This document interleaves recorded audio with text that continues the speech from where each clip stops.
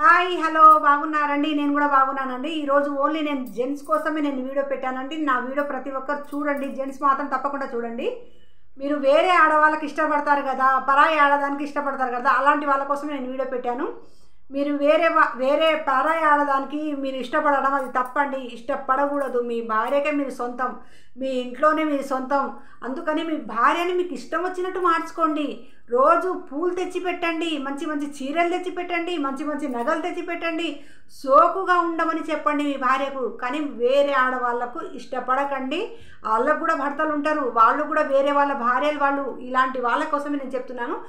పరాయి ఆడదానికి ఇష్టపడే మగవాళ్ళ గురించి నేను చెప్తున్నానండి. మంచి మగవాళ్ళ గురించి నేను అస్సలే మాట్లాడతలేను.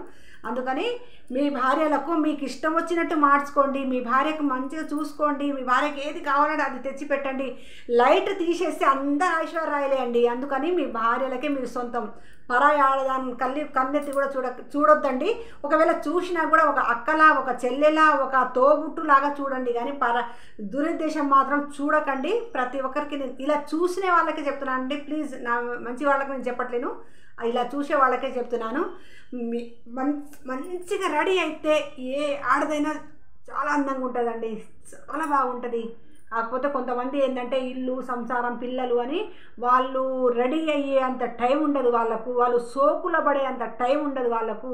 అందుకని మీకు ఇష్టమైనట్టు మీరు మార్చుకోండి మీ భార్యలకు. కానీ వేరే ఆడదానికి మాత్రం మీరు లొంగకండి. ఓకేనా? నా వీడియో నచ్చితే లైక్ చేయండి, సబ్స్క్రైబ్ చేయండి. బాయ్.